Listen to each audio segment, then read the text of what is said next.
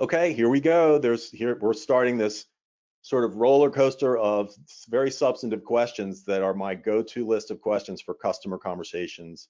Uh, First, so let me ask you, at the highest levels of your company, what's the top priority that everyone needs to be focused on for the next 12 to 24 months? Think about it in terms of what's really important at the board of directors level.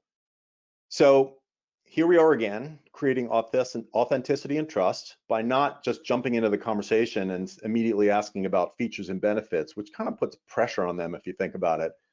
Instead, we're asking about their company, their business, and gives them a chance to talk more broadly about things that are important outside of what you do for them. And note that I want to note a couple things that are important to all these questions. I very intentionally asked for their top priority versus what are your top priorities. It may not sound like a big difference, but this is an example of using a specific prompt or trigger to get more insight. So what I've learned is that asking for one thing helps them focus and prioritize versus asking for a list of things, what are your top priorities, plural, which ends up sort of making them, it dilutes their thought process, and you want this whole thing to be frictionless, and you want them to think about what's important, but you don't want them to have to sort of overthink the process.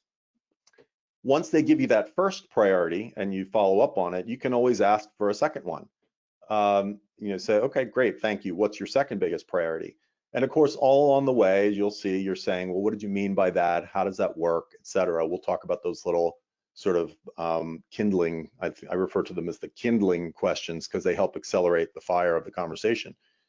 Then we want to follow up by asking why.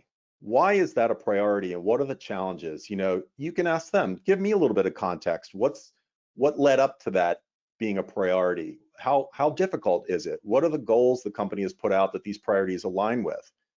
So it amazes me how so many times we miss opportunities to effectively serve customers better by just getting to know their why, their context.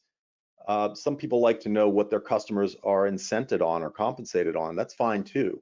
I've asked that question before. I didn't include it in this list, but what is driving them? And in this case, what's driving their company?